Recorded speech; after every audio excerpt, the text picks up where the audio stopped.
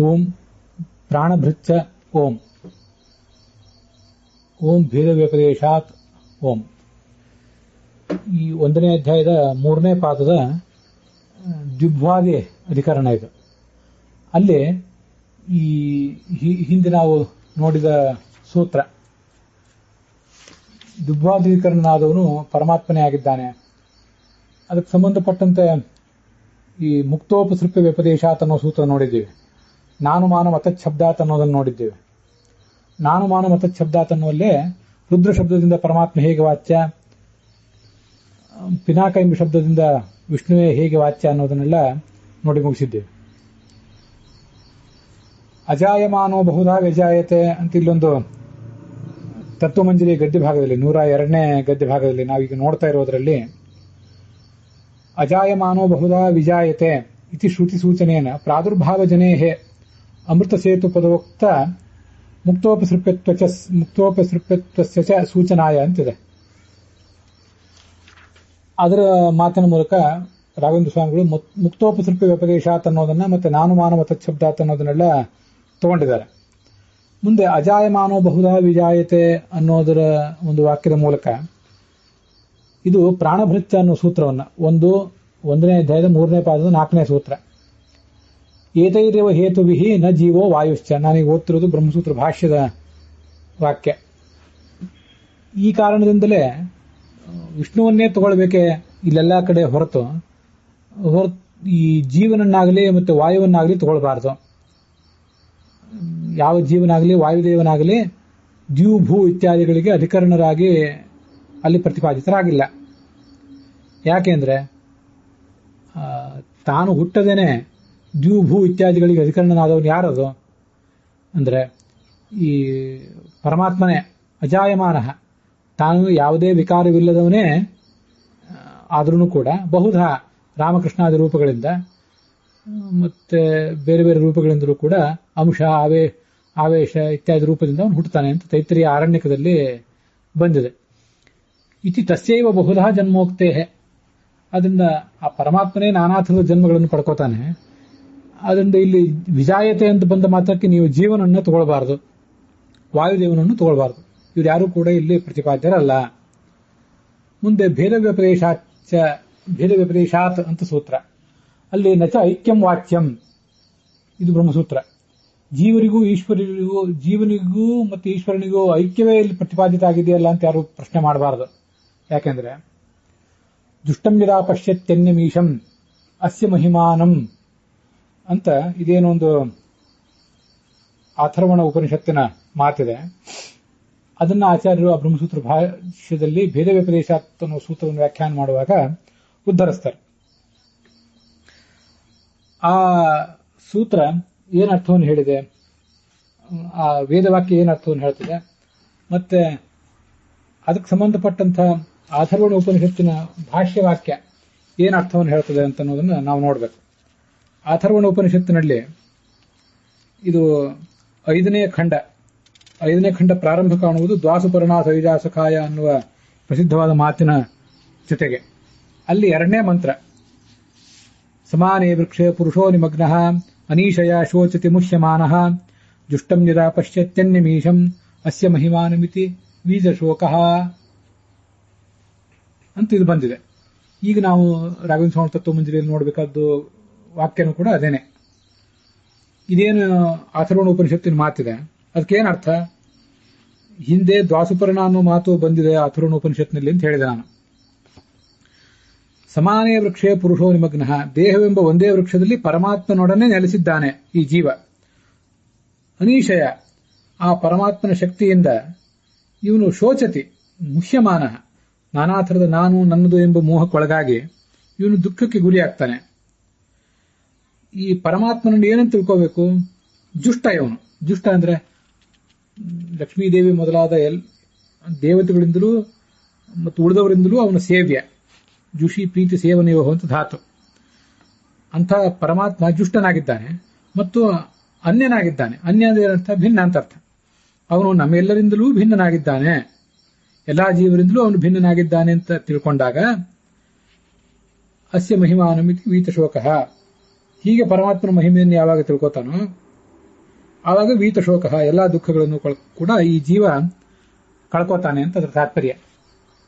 ಬ್ರಹ್ಮಸೂತ್ರ ಭಾಷ್ಯದಲ್ಲಿ ಇತಿ ಭೇದ ವ್ಯಪೇಶಾತ್, ಪರಮಾತ್ಮನಿಗೂ ಮತ್ತು ಈ ಸಕಲ ನಿಯಮ್ಯ ವರ್ಗಕ್ಕೂ, ಪರಮಾತ್ಮನನ್ನೇ ಸೇವಿಸುವ ಲಕ್ಷ್ಮೀ ಮೊದಲಾದ ಎಲ್ಲಾ ಜೀವ ವರ್ಗ ಏನಿದೆ, ಲಕ್ಷ್ಮೀದೇವಿಯನ್ನು ಆ ಪರಮಾತ್ಮನ ಅಧೀನಳಾದ್ರಿಂದ ಜೀವ ಅಂತ ಹೇಳ್ತಾರೆ. ಜೀವ ಅಂದ್ರೆ ಅವಳು ಸಾಧಕರಲ್ಲ, ಸಾಧಕರು ಚತುರ್ಮುಖ ಮತ್ತು ಮುಖ್ಯ ಪ್ರಾಣದಿಂದ ತೊಡಗಿ ನಾವೆಲ್ಲ ಮಾತ್ರ. ಜೀವ ಅನ್ನೋ ಶಬ್ದದಿಂದ ಸಾಧಕರನ್ನು ಇಟ್ಕೊಳ್ಳುವುದಾದ್ರೆ ಆಗ ಲಕ್ಷ್ಮೀದೇವಿ ಜೀವಳಲ್ಲ. ಆದ್ರೆ ಜೀವತಿ ಇತಿ ಜೀವ, ಪರಮಾತ್ಮ ಜೀವ ಅಂತಾದ್ರೆ ಲಕ್ಷ್ಮೀದೇವಿಯು ಕೂಡ ಜೀವ. ಜೀವ ಇತಿ ಭಗವತೋ ಅನಿರುದ್ಧಸ್ಯ ಆಖ್ಯ ಅಂತ ತತ್ವನಿರ್ಣಯ ಮೊದಲಾದ ಕಡೆ ಬಂದಿದೆ. ಜೀವ ಅಂದ್ರೆ ಅನಿರುದ್ಧ ರೂಪನಾದ ಭಗವಂತನಿಗೆ ಜೀವ ಅಂತ ಹೆಸರು. ಯಾಕೆಂದ್ರೆ ಅನಿರುದ್ಧನ ಕೆಲಸ ಏನು? ಪಾಲನೆ. ಸ್ಥಿತ್ಯೈ ಪುನಸ್ಥ ಭಗವಾನ್ ಅನಿರುದ್ಧ ನಾಮ. ನಮ್ಮೆಲ್ಲರನ್ನು ಪಾಲಿಸುವವನು, ಜೀವಿಸುವಂತೆ ಮಾಡುವವನು ಅನಿರುದ್ಧ. ಅವನು ಅನಿರುದ್ಧ ಜೀವ ಆದಾಗ ಲಕ್ಷ್ಮೀದೇವಿ ಕೂಡ ಜೀವ ಅಂತ ಕರೆಸ್ಕೊತಾಳೆ. ಆದ್ರಿಂದ ಪರಮಾತ್ಮನನ್ನ ಸೇವಿಸುವ ಏನೊಂದು ಜೀವ ವರ್ಗ ಇದೆ, ಅವನಿಂದ ನಿಯಮ್ಯವಾದ ವರ್ಗ, ಅವರೆಲ್ಲರಿಂದಲೂ ಇವನು ಭಿನ್ನನಾಗಿದ್ದಾನೆ ಮತ್ತು ಅವರೆಲ್ಲರಿಗಿಂತಲೂ ಭೇದವನ್ನು ಅಲ್ಲಿ ಪ್ರತಿಪಾದನೆ ಮಾಡಿದ್ದಾರೆ. ಇದು ಭೇದ ವ್ಯಪದೇಶಾತ್, ಇದು ಎಲ್ಲರಿಗೂ ಕೂಡ ತಿಳ್ಕೋಬೇಕು ನಾವು. ಲಕ್ಷ್ಮೀದೇವಿ ಅಂತ ಹಿಡಿದು ನಮ್ಗೆಲ್ಲರಿಗೂ ಕೂಡ ಭೇದವನ್ನ ಅಲ್ಲಿ ಪ್ರತಿಪಾದನೆ ಮಾಡಿದ್ದಾರೆ. ಅಷ್ಟೇ, ಅಲ್ಲಿ ಬಂದಿರುವುದು ಅಷ್ಟೇ ಆ ಬ್ರಹ್ಮಸೂತ್ರ ಭಾಷ್ಯದಲ್ಲಿ. ಆದರೆ ಅಣುಭಾಷ್ಯದಲ್ಲಿ ಅಲ್ಲ, ಅಥರ್ವಣ ಭಾಷ್ಯದಲ್ಲಿ ಬ್ರಹ್ಮಸಾರ ಅನ್ನೋ ಒಂದು ಗ್ರಂಥವನ್ನು ಆಚಾರ್ಯ ಉದ್ಧರಿಸ್ತಾರೆ. ನಾಸ್ತಿ ಶೋಸ್ಯ ಯತೋನ್ಯೋ ಹಿ ತಥೋ ನೀಶಾ ಹರೇರ್ಮತಿ ತಯಾ ಮುಹ್ಯತಿ ಜೀವಸ್ಥಂ ಅನ್ಯಂ ಜ್ಞಾತ್ವಾ ವಿಮುಚ್ಯತೆ ಜೀವಾದನ್ಯ ಸ್ವತಂತ್ರೋಯೋ ಯತೋತಃ ಪುರುಷೋತ್ತಮಃ ಅಂತ ಇಷ್ಟು ಬ್ರಹ್ಮಸಾರದ ಮಾತನ್ನು ಆಚಾರ್ಯ ಉದ್ಧರಿಸ್ತಾರೆ. ಪರಮಾತ್ಮನ ಇಚ್ಛಾಶಕ್ತಿಯ ಅವನ ಮಹಿಮೆ ಏನಿದೆ ಅದನ್ನು ಅನೀಶಾ ಅಂತ ಕರೀತಾರೆ. ಯಾಕೆ ಅನೀಶಾ ಅಂದ್ರೆ, ಈ ಪರಮಾತ್ಮನ ಇಚ್ಛೆಯನ್ನ ಅವನ ಮಾಯೆಯನ್ನು ನಿಯಂತ್ರಿಸುವಂತಹ ಮತ್ತೊಂದು ಶಕ್ತಿ ಈ ಪ್ರಪಂಚದಲ್ಲಿ ಎಲ್ಲೂ ಇಲ್ಲ. ಆದ್ರಿಂದ ನವಿದ್ಯತೆ ಈಶಃ ಯಸ್ಯಾಹಸ ಅನೀಶಾ, ಅದರ ಮೋಹಕ್ಕೊಳಗಾಗ್ತಾನೆ ಈ ಜೀವ ಅಂತ ಅರ್ಥ. ಅವನು ಎಲ್ಲರಿಗಿಂತಲೂ ಭಿನ್ನನಾಗಿದ್ದಾನೆ, ಬ್ರಹ್ಮಾದಿಗಳಿಂದಲೂ ಚತುರ್ಮುಖ ಮತ್ತೆ ಲಕ್ಷ್ಮೀದೇವಿಯಿಂದಲೂ ಭಿನ್ನನಾಗಿದ್ದಾನೆ. ಅವನು ಸ್ವತಂತ್ರ. ಜೀವ ಈ ಅಸ್ವತಂತ್ರನಾಗಿದ್ದಾನೆ. ಇವರೆಲ್ಲರಿಂದಲೂ ಪರಮಾತ್ಮ ಭಿನ್ನನಾಗಿದ್ದಾನೆ. ತಯಾ ಮುಷ್ಯತಿ ಜೀವ, ಆ ಮಾಯೆಗೆ ಒಳಗಾಗಿ ಜೀವ ಮೋಹಕ್ಕೊಳಗಾಗ್ತಾನೆ. ಅನ್ಯಂ ಜ್ಞಾತ ವಿಮುಚ್ಯತೆ, ಪರಮಾತ್ಮನಕ್ಕಿಂತ ಭಿನ್ನ ಅಂತ ತಿಳಿದ್ರೆ ಮುಕ್ತನಾಗ್ತಾನೆ. ಹೀಗೆ ಜೀವ ತಮ್ ಅನ್ಯಂ ಜ್ಞಾತ ವಿಮುಚ್ಯತೆ ಅಂತ ಅಲ್ಲಿ ಪ್ರಯೋಗ ಮಾಡಿದ್ದಾರೆ. ಇದು ಅಥರ್ವಣ ಉಪನಿಷತ್ತಿನ ಮಾತು. ರಾಘವೇಂದ್ರ ಸ್ವಾಮಿ ತತ್ವಮಂಜರಿಯಲ್ಲಿ ಜೀವಾದನ್ಯಂ ಜ್ಞಾತ ವಿಮುಚ್ಯತೆ ಇತಿ ಸ್ಮೃತ್ಯುಕ್ತ ದಿಶಾ ಅಂತಿದೆ. ಸ್ಮೃತಿ ಅಂದ್ರೆ ನಾನೀಗಾಗಲೇ ಅನೇಕ ಕಡೆ ಹೇಳಿದೆ ಅದನ್ನ. ಶ್ರುತಿ ಅಂದ್ರೆ ವೇದವಾಕ್ಯ, ಸ್ಮೃತಿ ಅಂದ್ರೆ ಪುರಾಣ ವಾಕ್ಯ. ಆಚಾರ್ಯರು ತಮ್ಮ ಸರ್ವಮೂಲದಲ್ಲಿ ಏನು ಉದ್ಧರಿಸಿರ್ತಾರೆ ಪುರಾಣ ವಾಕ್ಯಗಳನ್ನ, ಅವುಗಳನ್ನ ಈ ರಾಘವೇಂದ್ರ ಸ್ವಾಮಿಗಳು ಮೊದಲಾದ ಟಿಪ್ಪಣಿಕಾರರು ಸ್ಮೃತಿ ಅಂತ ಹೇಳ್ತಿರ್ತಾರೆ. ಆದ್ರಿಂದ ಇಲ್ಲಿ ಸ್ಮೃತಿ ಅಂದ್ರೆ ಅಪುರಾಣ ವಾಕ್ಯ, ಯಾವುದದು ಬ್ರಹ್ಮಸಾರ ಅನ್ನೋ ವಾಕ್ಯ. ಆದ್ರೆ ಸಂಪಾದನೆ ದೋಷದಿಂದಾಗಿ ಜೀವಾದನ್ಯಂ ಜ್ಞಾತ್ವ ಮುಚ್ಚತೆ ಅಂತ ಬಂದಿದೆ. ಅದು ಜೀವಾದನ್ಯಂ ಜ್ಞಾತ್ವ ಅಂತಲ್ಲ, ಜೀವಸ್ತವನ್ಯಂ ಜ್ಞಾತ್ವ ವಿಮುಚ್ಯತೆ. ಜೀವನು ತಮ್ಮ ಆ ಪರಮಾತ್ಮನನ್ನು ಅನ್ಯಂ ತಮ್ಮೆಲ್ಲರಿಗಿಂತಲೂ ಭಿನ್ನ ಎಂಬುದಾಗಿ ಜ್ಞಾತ್ವ ತಿಳಿದು ವಿಮುಚ್ಯತೆ ಅಂತ ಹೀಗಿದ್ದು ಸ್ಮೃತಿ ಆಗಬೇಕು. ಇತಿ ಸ್ಮೃತ್ಯುಕ್ತ ದಿಶಾ ಅಂತ ರಾಘವೇಂದ್ರ ಸ್ವಾಮಿ ಏನು ಹೇಳಿದ್ದಾರೆ, ಅದನ್ನು ನಾವು ಅಥರ್ವಣ ಉಪನಿಷತ್ತಿನ ಭಾಷ್ಯದಲ್ಲಿ ಬಂದಿರುವಂತಹ ಬ್ರಹ್ಮಸಾರ ಅನ್ನುವ ಸ್ಮೃತಿ, ಅರ್ಥಾತ್ ಪುರಾಣ ಪೌರುಷೇಯ ವಾಕ್ಯ, ಭಗವಂತನೇ ರಚಿಸಿದ್ದಿರಬೇಕು, ಅದರಲ್ಲಿ ಬಂದಿರುವ ವಾಕ್ಯ ಅಂತ ತಿಳ್ಕೊಳ್ಬೇಕು. ಅದನ್ನು ಬಿಟ್ರೆ ಜೀವಾದನ್ಯಂ ಜ್ಞಾತ್ವ ಮುಚ್ಯತೆ ಅಂತ ಬ್ರಹ್ಮಸೂತ್ರ ಭಾಷ್ಯದಲ್ಲಿಯೂ ಕೂಡ ಆ ಭೇದ ವ್ಯಪದೇಶ ಅನ್ನೋ ಸೂತ್ರದಲ್ಲಿ ಇಲ್ಲ. ಸರ್ವಮೂಲದಲ್ಲಿ ಎಲ್ಲಿಯೂ ಕೂಡ ಜೀವಾದನ್ಯಂ ಜ್ಞಾತ್ವ ಮುಚ್ಯತೆ ಅಂತ ನನಗೆ ಸಿಗಲಿಲ್ಲ. ಆದ್ರಿಂದ ಜೀವಸ್ಥಂ ಅನ್ಯಂ ಜ್ಞಾತ್ವ ವಿಮುಚ್ಯತೆ ಅನ್ನೋ ಮಾತನ್ನು ಇಟ್ಕೋಬೇಕು. ಅದು ಅಥರ್ವಣ ಉಪನಿಷತ್ನಲ್ಲೇ ಬಂದಿರೋ ಮಾತು. ನಾವು ಈಗ ವಿಚಾರ ಮಾಡ್ತಿರೋದು ಕೂಡ ದುಷ್ಟಂ ಯದಾ ಪಶ್ಯತ್ಯನ್ಯಮೀಶಂ ಅಸ್ಯ ಮಹಿಮಾನಂ ಇತಿ ವೀತಶೋಕ ಅನ್ನೋದನ್ನೇ. ಇದು ವೇದವಾಕ್ಯ. ಮತ್ತೆ ಇದು ಸ್ಮೃತ್ಯುಕ್ತ ದಿಶಾ ಅಂದ್ರೆ, ಸ್ಮೃತಿ ಅಂದ್ರೆ ಅದೇ ಉಪನಿಷತ್ತಿನ ಭಾಷ್ಯದಲ್ಲಿ ಬಂದಿರುವ ವಾಕ್ಯವನ್ನ ಜೀವಸ್ಥಮನ್ಯಂ ಜ್ಞಾತ್ವ ವಿಮುಚ್ಯತೆ ಅಂತ ಇಟ್ಕೊಳ್ಬೇಕು. ಅಲ್ಲಿರುವ ಸಂಪಾದನೆ ದೋಷ ಅಂತ ಕಾಣಿಸ್ತದೆ. ಹೀಗೆ ಭೇದಜ್ಞಾನಿನ ಸಂಸಾರಾರ್ಧಕತ್ವ ಉಕ್ತ್ಯ, ಯಾರು ಭೇದವನ್ನು ತಿಳ್ಕೊಂಡಿದ್ದಾನೆ ಅವನು ತನ್ನ ಸಂಸಾರವನ್ನು ಕಳ್ಕೋತಾನೆ, ತನ್ನ ಸಂಸಾರವನ್ನು ತಾನೇ ಬಿಟ್ಟು ಮುಂದೆ ಹೋಗ್ತಾನೆ. ಇವನ ಸಂಸಾರವನ್ನು ಪರಮಾತ್ಮ ಅರ್ಧನ ಮಾಡ್ತಾನೆ, ನಾಶ ಮಾಡ್ತಾನೆ. ಹೀಗೆ ಭೇದ ವ್ಯಪದೇಶ ಸೂಚನೆಯನ್ನ ಪರಮಾತ್ಮನಿಗೂ ಜೀವನಿಗೂ ಹೀಗೆ ಭೇದವನ್ನು ಸೂಚನೆ ಮಾಡಿದ್ದಾರೆ. ನ ಅತ್ರ ಜೀವೇಶಾಭೇದ ಶಂಕ್ಯ, ಜೀವನಿಗೂ ಪರಮಾತ್ಮನಿಗೂ ಅಭೇದ ಇದೆ ಅಂತ ಯಾರೂ ಪ್ರಶ್ನೆ ಮಾಡಬಾರದು. ಅಲ್ಲಿ ಈಶಃ ಜುಷ್ಟಂ ಯದಾ ಪಶ್ಯತ್ಯನ್ಯಂ ಈಶಂ ಅಂತ ಬಂದಿದೆಯಲ್ಲ ಅಥರ್ವಣ ಉಪನಿಷತ್ನಲ್ಲಿ. ಆ ಈಶ ಎಂಬ ಶಬ್ದ ಜನಾರ್ದನ ಎಂಬ ಶಬ್ದದ ಅರ್ಥವನ್ನೇ ಹೆಚ್ಚು ಕಡಿಮೆ ಹೇಳ್ತದೆ. ಈಶ ಅನ್ನೋ ಶಬ್ದಕ್ಕೆ ಎಲ್ಲದಕ್ಕೂ ಸಮರ್ಥ ಅಂತ ಅರ್ಥ. ಜನಾರ್ದನ ಅಂದ್ರೆ ಹುಟ್ಟಿಲ್ಲದವನು, ತಾನು ಹುಟ್ಟಿಲ್ಲದವನು, ಮತ್ತೆ ಎಲ್ಲ ಜೀವನನ್ನು ಸಂಸಾರದಲ್ಲಿ ಕಷ್ಟಕ್ಕೀಡು ಮಾಡಿದ್ದಾನೆ. ಆದರೆ ಅವನ್ನ ಪ್ರಾರ್ಥಿಸಿದ್ರೆ ಸಂಸಾರದಿಂದ ದಾಟಿಸ್ತಾನೆ. ಹೀಗೆ ಜೀವ ಶಬ್ದ ಅನ್ನೋದು ಜನಾರ್ದನ ಎಂಬ ಶಬ್ದದಿಂದ ಸೂಚನೆ ಮಾಡುವ ಅರ್ಥವನ್ನೇ, ಸೂಚಿತ ಆಗುವ ಅರ್ಥವನ್ನೇ ಹೇಳ್ತದೆ. ಪೂರ್ಣ ಅಲ್ಲ.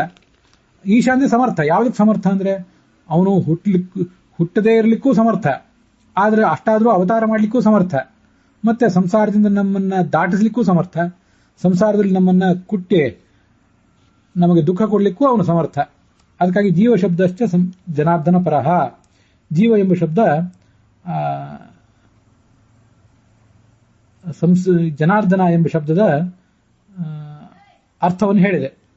ಹೇಗೆ ಅಂದ್ರೆ ಜನಾರ್ದನ ಅಂದ್ರೂ ಹೇಳಿದ್ನಲ್ಲಿ ಸಂಸಾರದಿಂದ ದಾಟಿಸುವವನು ಅಂತ. ದಾಟಿಸುವ ಸಾಮರ್ಥ್ಯ ಅದೇ ಈಶ, ಈಶ ಐಶ್ವರ್ಯ. ಹೀಗೆ ಬಂದಿರುವುದರಿಂದ ಮೋಚಕತ್ವ ಲಿಂಗಾತ್, ಮೋಚಕತ್ವ ಅನ್ನುವ ಒಂದು ಲಿಂಗ ಇರೋದು ಯಾರಲ್ಲಿ?